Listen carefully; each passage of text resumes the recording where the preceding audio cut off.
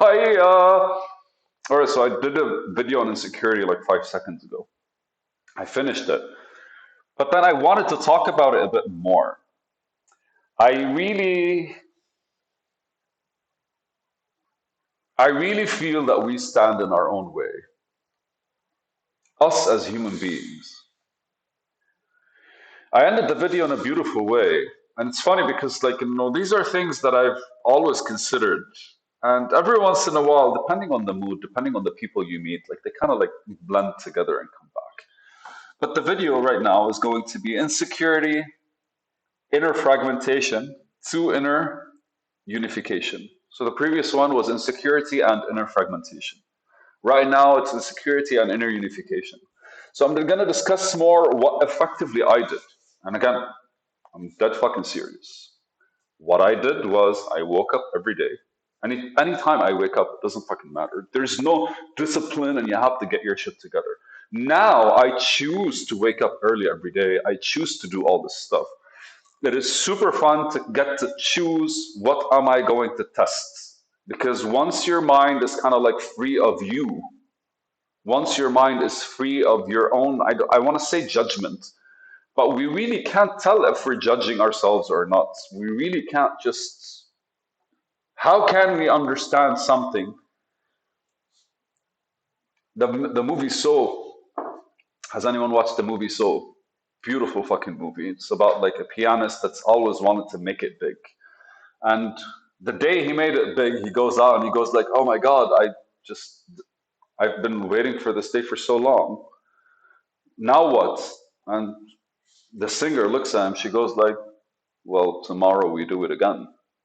And then he was like, "What?" And she's like, "There was this fish that once went and was asking another fish, 'I want to find water. I want to find the water,' right?" The other fish goes like, "No, man, this is water."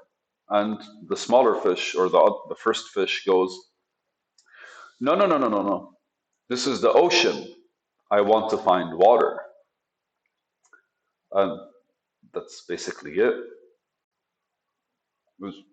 How can you see where you are if you're right in it?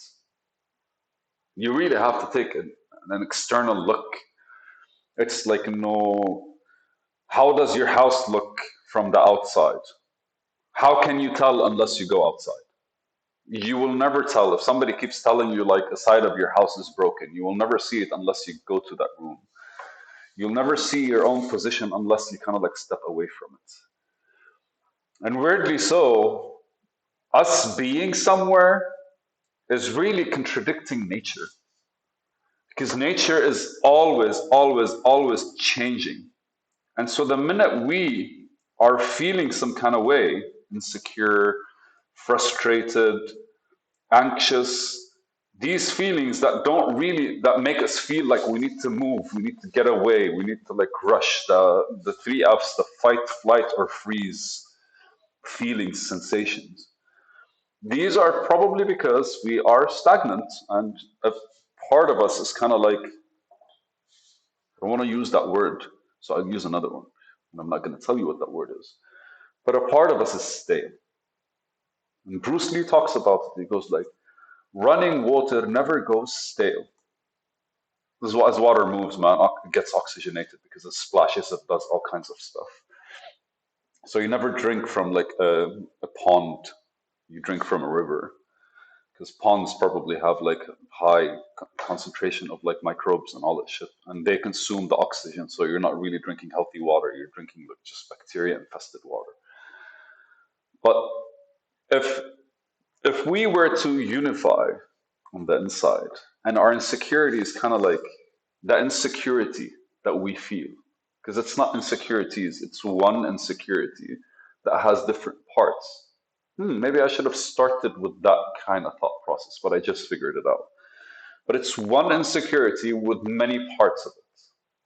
And it's funny because like it's confidence with many parts of confidence. Like some people are confident because they can speak well, some people are confident because they're smart, some people are confident because they're like disciplined, some people are confident because they're good at something. I have no fucking idea. I don't know why I should. Am I confident? I think I'm good. I don't know. Maybe I pick my situations so that I don't necessarily feel some kind of way.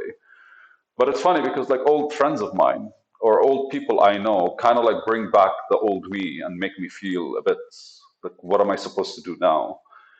But it takes me like a minute or two in order for me to kind of like get back to myself right now, to who I am right now. And I try my best. Recently, I started not speaking and just having them kind of like speak and I respond instead of me just getting excited and like speaking the way I always would, the way I see myself speaking with them, because that's how my mind kind of like builds on it. And in a way, I got over something. I got over something very important. I got over the fact that I wanted to prove something to them. That's intense because, again, like I was in that stage and I met them. And I wanted those people, that group, that crowd, that community that's there for me. And naturally, human beings are fascinating because, like, if you are to expect something, is that they would let you down. And it's not their fault. It's because you probably let them down as well. You probably, whatever it is that was happening with you, did not really resonate with what's happening with them. So it's never about them. It's always about you. Like, why would I have wanted them to give wanted attention from them? It's because I myself was incapable of giving attention. So I sought it outside. It's very much how Buddhists explain things. So yeah, it's everything kind of they got it right, man. They got it right. Buddhism really, it's the way I think they describe things, but also they like held true. I think the reason we trust them most is because they detach themselves from society, or at least the ones we listen to, right? Like in the modern day, Buddhism is a religion just like everything else. I don't know. But anyway, so like no unification. If you were to just notice where you are, how would you do it? It's a question I asked myself. I was literally like, no, how can you see what kind of shit you're in? And the first thing I did is basically I stopped struggling to kind of like, the best way I can explain it is I stopped.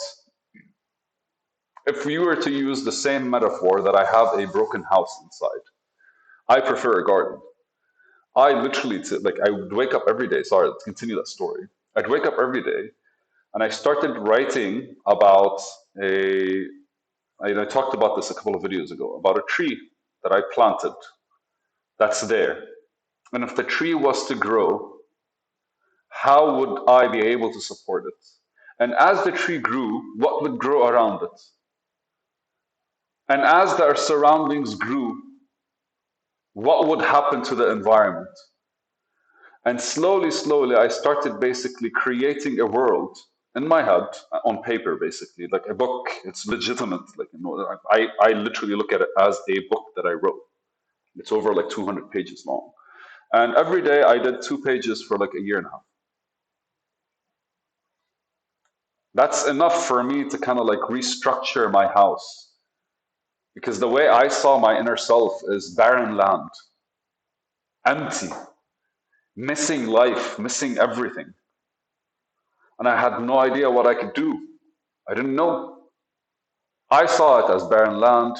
I used earlier the explanation that it's kind of like a broken house. Maybe you guys would see it as a guitar that needs tuning and you want to play music.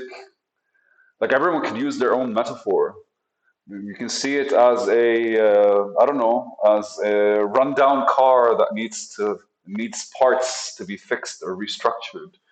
You can use anything the world has to offer visually, and for you to kind of like elaborate on how your inner self looks like and how you want your ideal self to be. I really have a friend of mine that like looks at himself and he like everything he wants to do is to feel like he's a Ferrari. And if I was to use that metaphor, I literally would I want to feel more like a Mini Cooper. They're strong, they're fast, they're fucking reliable, man. And you can do anything with them. And to own a Mini Cooper, you kind of have to like be fully secure of yourself. So like, yeah, he wants to be rough and tough and all that good stuff. But so I literally just like drew and I wrote it down. And the day I realized how much shit I was in was the day I got out of it. And the more you observe the shit that's around you, the more you don't play with it anymore. Like it really stops smelling after a while. Because in your head, you're still struggling, you're trying. It's like throwing somebody in the deep water and he doesn't know how to swim. Like effectively, what they do is they keep going, "Oof, oof, oof, oof," right? And it doesn't matter what you tell them. You can even tell them to stand up straight. They won't do it. Even if their feet can touch, they can't. Because in their head, they're struggling to just not die. And I really think that's the same feeling when you're kind of looking at the insecurity that's building inside of you. Because if you take just like take a day off, a week, maybe just literally like in whatever it is that you're doing, just keep the essentials for you not to die, and everything else, stop it. Stop going out. Stop. Maybe I don't know. Like I stopped a lot of stuff. I kept smoking and I kept drinking. I don't drink as much, but these weren't priorities. More priorities were just stop trying to talk to people. Stop trying to go out and like figure something. Stop studying. Fuck, man, I was like so obsessed with studying, but my mind was not computing at all. All these things just become, they just, once I stopped, I realized like they show you where you're kind of like fucking with them in the wrong way.